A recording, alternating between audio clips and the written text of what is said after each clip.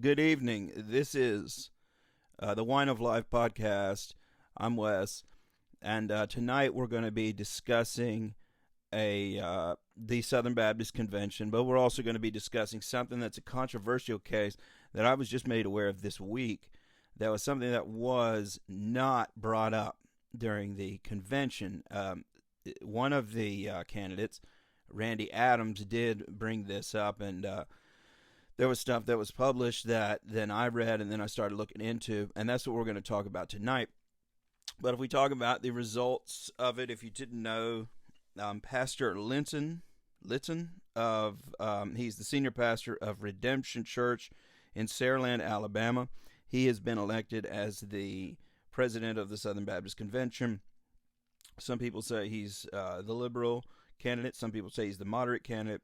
I suppose it depends what your perspective is on that.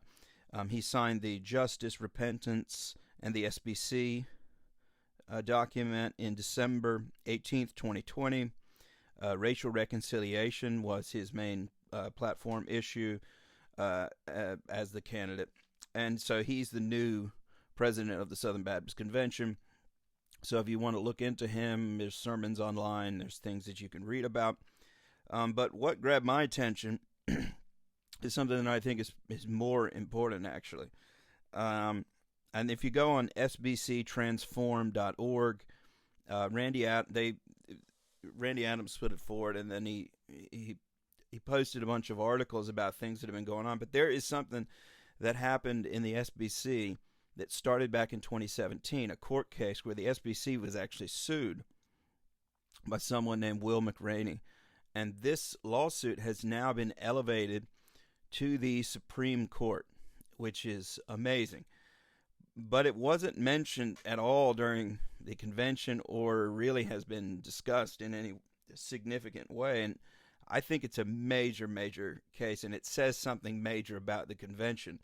And so I'm going to go over this case with you and then talk about the consequences of this case. But what happened was McRaney was a man who was the head of the Baptist Convention of Maryland and Delaware. They're one of the 42 autonomous state and regional conventions that willingly cooperate with the SBC and its agencies. So the Southern Baptist faith is based on this autonomous authority for the state conventions and churches as well, and then they willingly cooperate together for the sake of missionary work, which is, you can go back and read 1845 when the Southern Baptists broke off, but you can read about how it all came together. So it's supposed to be a cooperation of autonomous churches who willingly cooperate together for the sake of the mission of the gospel. But the SBC's North American Mission Board, and it's been doing this for some time, especially over the last 10 years or so, it sought to change its relationship and its funding agreement with the Maryland-Delaware Convention. Well, McRaney, as the head of that, resisted. He didn't want to change the situation. And so what happened is that he then got fired. And he says it was due to pressure that came from Kevin Easel. Kevin Easel is the president of what they call NAMB, NAMMB. It's the acronym for North American Mission Board. So it's supposed to be, the conventions are supposed to be completely independent of the national convention. So the SBC does not have authority to fire or hire anybody within the state conventions.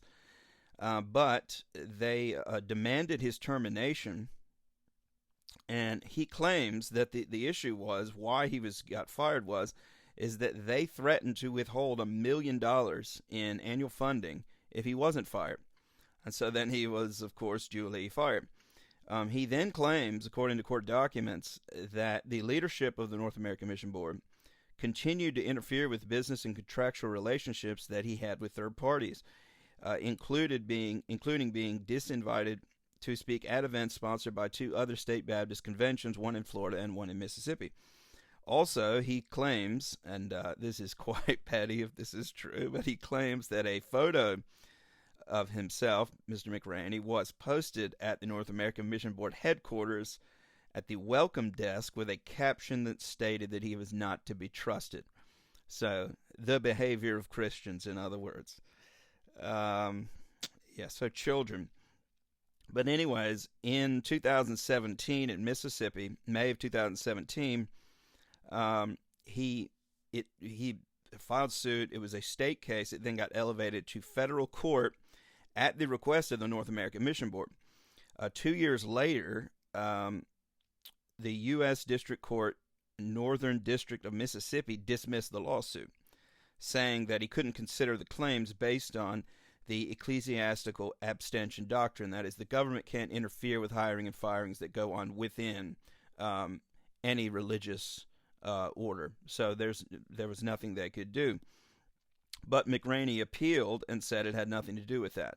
He says because in the Southern Baptist way of government, everybody is autonomous. So therefore, the National Convention was in fact a completely separate entity that had no right to hire or fire anybody within the Delaware, Maryland Convention, and therefore he says that this is an appropriate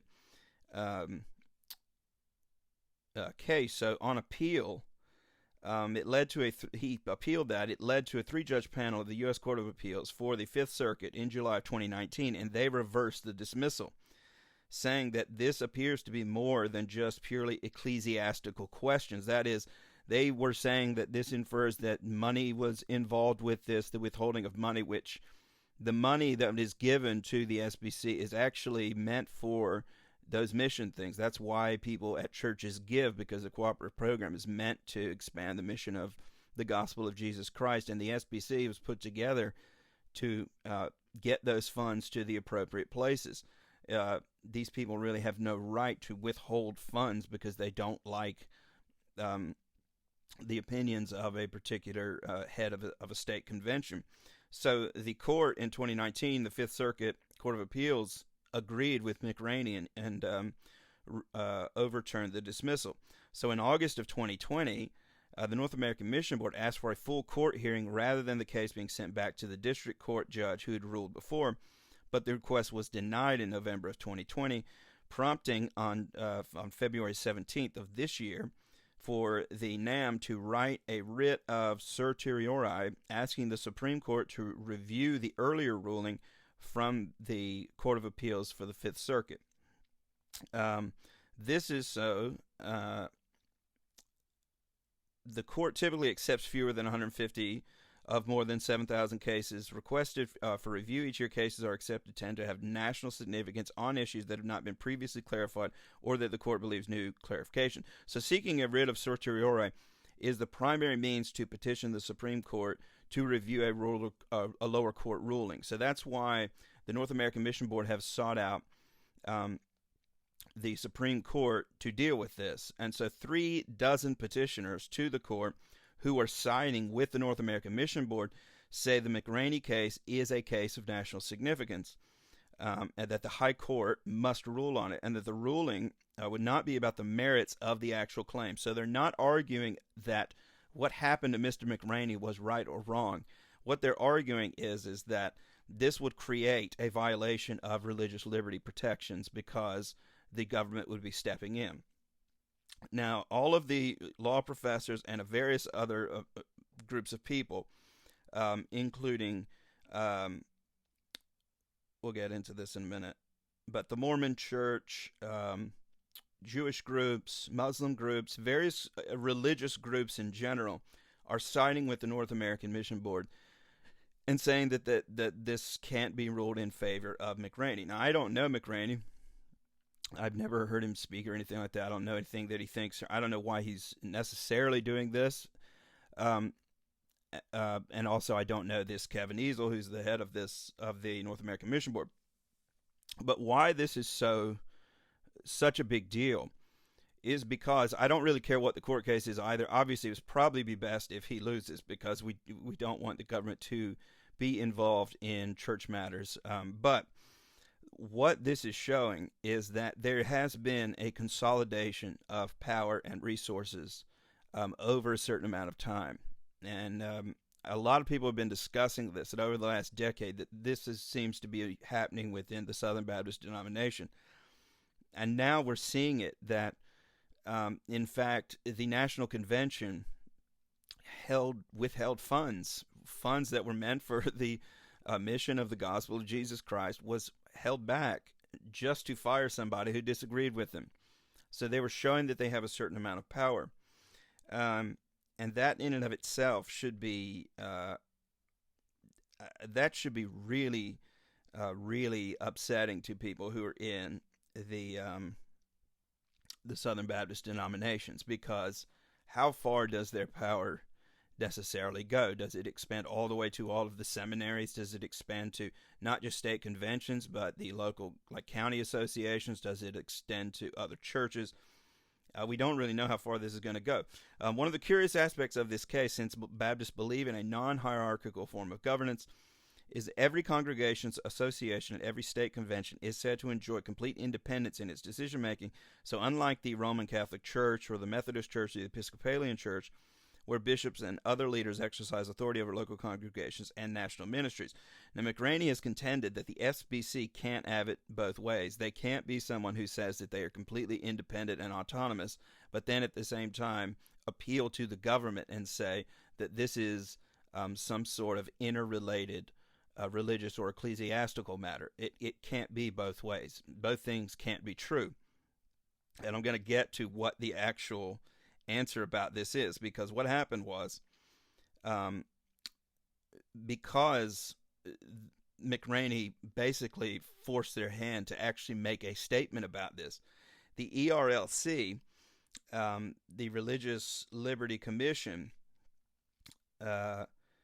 said they joined the Thomas More Society in a Friend of the Court brief to the Supreme Court. They said that the SBC, NAM, and state conventions do have a hierarchical relationship. Now, this is one of the reasons I'm doing this podcast, because I think that would be news to most people who are part of the Southern Baptist denomination. We do not in any way have a hierarchical relationship. The Southern Baptist Convention on a national scale does not have any power over the rest of the churches. Now, I'm not going to discuss what the Bible's teachings are about that, about the ecclesiastical governance and how we're supposed to do things. That's a question. I could do a whole other thing on that. But the point is that even if you did believe in the sort of centralized power structure where you had a centralized government that governed the whole of all of the Southern Baptist churches in all of the country, the way that you would hire or fire people would not be based on whether they agreed with you about funding plans. The way that you would hire or fire people would not be, say, I'm going to withhold money from you because this person disagrees with me and you have to fire this person. That is not at all the way. For instance, when Titus is told to go out and ordain people, there are certain ways that he's told to do it by Paul, and there's certain things that people have to meet spiritually.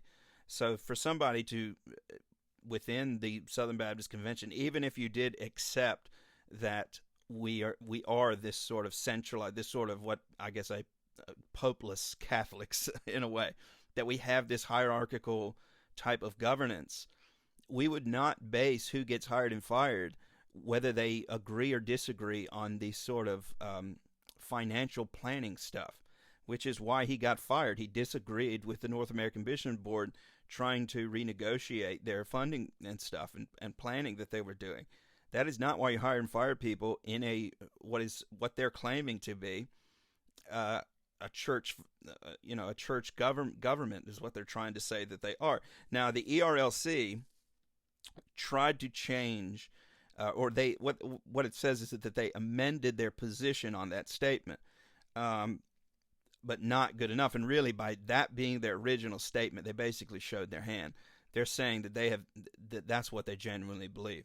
That the SBC genuinely believes that they're not just a convention that is a cooperation of churches who get together for the sake of missionary funds, but that they are in fact the church, and they have a sort of a government ruling authority over the rest of the other conventions, and therefore the other associations, and therefore the other churches. Again, I think this would be news to most Southern Baptists because that is not the way the Southern Baptist denomination has ever functioned. So it's quite amazing. But now the ERLC has petitioned the Supreme Court in a brief joined by the Mormon Church, the National Association of Evangelicals, the Lutheran Church, the Missouri Synod, the Church of God in Christ, Christian Legal Society, Jewish Coalition for Religious Liberty, and the Islam and Religious Freedom Action Team of the Religious Freedom Institute.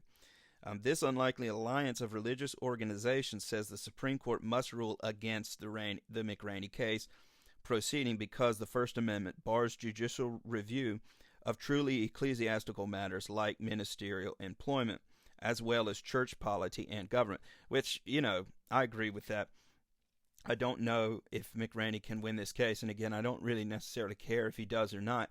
I think the significance of the case is the fact that he is showing the way that things are being run at this moment in time, and they're being run in a way behind closed doors that we don't know about. And this is one of the reasons I thought somebody who was running, someone like Mike Stone, who's the head of the executive committee, would probably never get elected, because there's not just the sexual abuse issues and the other adulterous issues that have been covered up or people have been involved in.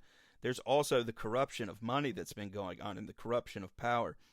And it seems to, it's just all over the place. It seems to have infected every aspect of the place. And that's what I think, if you're talking about President Litton, what is he the president of? The question should be, what then is the SBC? Is the SBC the church? Is it the sort of the Catholic Church, the sort of ministerium place of authority for us, for doctrinal issues, for hiring and firing of ministers? Is that what it actually is now? Because if it is, I don't know if a lot of churches will want to be a part of that who are Southern Baptists. And if it is, will he say that? Will that be something that they will make public at some point and not just do these sort of court cases? I mean, the fact that this wasn't mentioned at the convention is amazing to me. This article that I'm reading from is in BaptistNews.com, and it was published May 25th, 2021. This was less than a month ago that these things were coming out, and it wasn't even mentioned. The fact that the ERLC, which is part of the National Convention, stated that there is a hierarchy that exists between the National Convention, the State Convention Association, and churches, which is just amazing. I would think most Southern Baptists would not know that. And if you told them that, they would be shocked. So I thought this was a major case. I think there needs to be some sort of people getting together, and it should have been done at the convention, which is the point of it. I thought it was. Apparently it wasn't. But they need to get together and actually define what the SBC is, in order for, because there may be, a mass exodus of churches, or maybe people will support that idea. I'm not going to say either way. I don't know what people are thinking all across the country. But this is just something I thought that was really important and should be made known. So look it up yourselves. I suggest you do your own research into it. I'm not supporting McRaney either way. I don't know. I don't think it's good that governments get involved. But then again, I don't know the specifics of law with another entity like the SBC tell a state convention who they can hire and fire. Is that something that is actually legal by U.S. law? And of course, I guess they'll look into all of that stuff. But look into this stuff yourself. Ask your association. Ask your state convention. Are Southern Baptist churches under this sort of hierarchical rule? And if so, will someone, confirm that? What's actually going on?